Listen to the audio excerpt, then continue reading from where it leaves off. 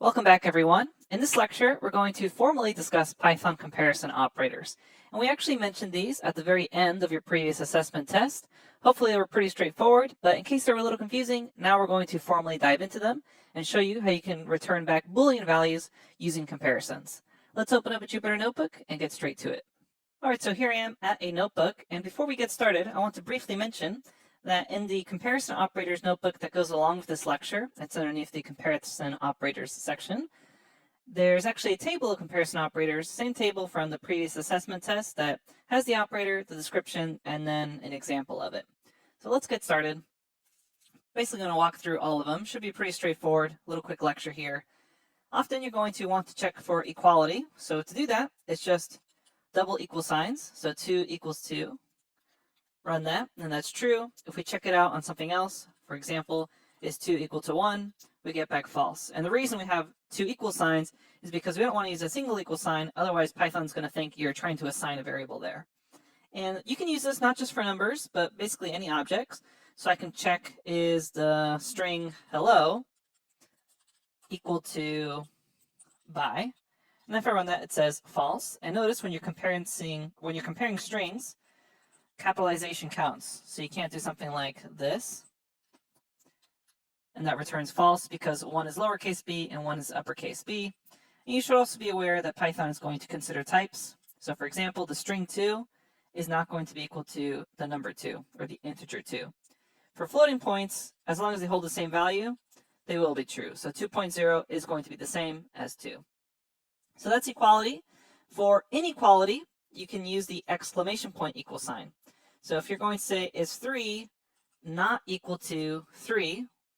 Well, that's false because 3 is equal to 3. And let's show you an example of where it's going to return true. So is 4 not equal to 5? That returns true. So we have equality, we have non-equality or not equal. We also have greater than. So I can say, is 2 greater than 1? That's true. Is 1 greater than 2? That's false. Then we have less than. So basically the reverse. Is 1 less than 2? That's true. Is 2 less than 5? That's also true. And then we have greater than or equal to and less than or equal to. So I can say, is 2 greater than or equal to the number 2? In this case, it's true because they're equal to each other. And then we can do a similar thing. We can say, is 4 less than or equal to, for example, 1? And that's false. And you can see a bunch of other comparisons right here in this notebook. Pretty straightforward stuff. A lot of times what we're really going to be using is the equality. But coming up next, what we want to discuss is if you want to make more than one comparison at a time. So far, we've just been comparing two numbers or two objects, so 2 and 2, 1 and 0. But often, you're going to want to do multiple comparisons on the same line. And to do that, we're going to use something called logical operators, which will allow us to chain together comparison operators. So we'll discuss that in the very next lecture. I'll see you then. Welcome back, everyone. In the previous lecture, we learned about comparison operators. Now we're going to discuss how to chain together different comparisons.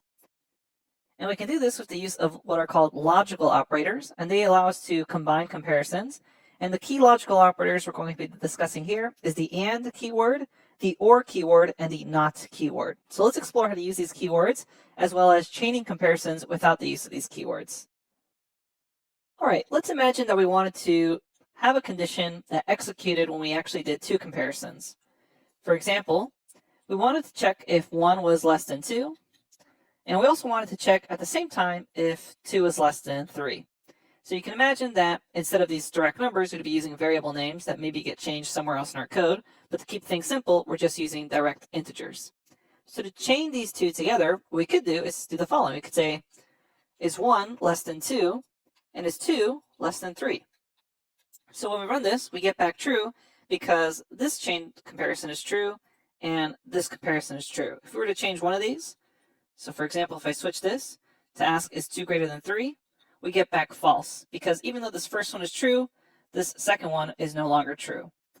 Now you could use this sort of chaining together, but alternatively, you can use a logical operator. And the one you would use to basically rewrite this code here is the AND keyword.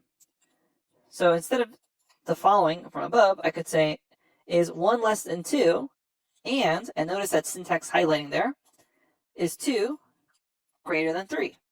and that returns back false as well. And I could switch this to be less than, and then that returns true.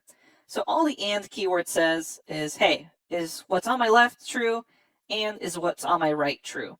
And remember, these could be any sort of comparisons. So I'm going to show you another example. We could do something like, is h equal to h, the string, and is 2 equal to 2?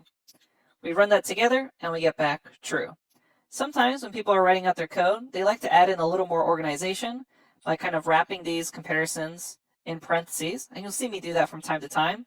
For some people, this is a little more readable. For others, it's less readable because you're inserting more stuff. It's up to you whether you want to use these or not.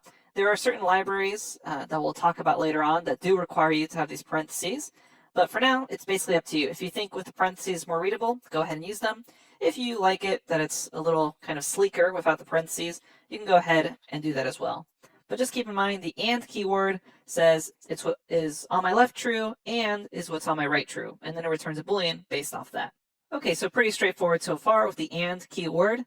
As you may have suspected, there's also an or keyword that we mentioned previously, and that just needs one of the conditions to be true. So again, we'll use numbers. We'll say is 1 equal to 1 or is 2 equal to 2. So we run that and we get back true. However, the or only needs one of these conditions to be true. It just needs the one on the left or the one on the right to be true. So I can show you what I mean by that. I'm going to make one of these definitely not true, so 100 is not equal to 1. But if I run this again, notice my cell count, it still says it's true because it just needs one of them to be true. So is this statement true or is this statement true? And if we make them both false, then finally we get back the false. So that's the basics of chaining comparison operators with the and keyword and the or keyword.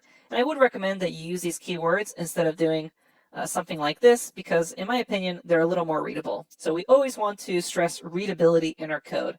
It's especially good because later on, maybe you come back to your same code a month later, you're going to want to be able to easily read the code. So we just discussed and then the or keyword logical operators. I finally want to discuss the not keyword. So to round out our discussion by showing you an example of the not keyword, that's not for not, it basically just asks you to return the opposite Boolean of what you just did. So I will construct this with an example first. So 1 is equal to 1, we know that's true. If we wanted to get, for some reason, the opposite Boolean off of that, I could do not, and then in parentheses, 1 equal to 1, and it'll return back false. Technically, you don't need these parentheses here, so you could just do something like this, not 1 equal to 1, and you also get back false. It's up to you what's more readable. But all not is doing is it's asking for the opposite Boolean of whatever was returned here. So for example, just to show you again, let's say 400 greater than 5,000. So that's false, but if I put a not in front of it, it's going to now ask for the opposite. So it's going to say true. So not sometimes useful when you're trying to write out your logic. It'll be a lot more obvious when we begin discussing control flow in the next section of the course, but keep this keyword in mind. At first, you won't be using it too often, but later on, you're going to see that sometimes bits and pieces of code become more readable with the not keyword instead of using something like the opposite, which, would have been just is 1 not equal to 1 there. All right, that's the basics of logical operators. Again, main things to realize here is the and keyword needs both conditions to be true. The or keyword needs just one or the other to be true. We'll see you at the next lecture.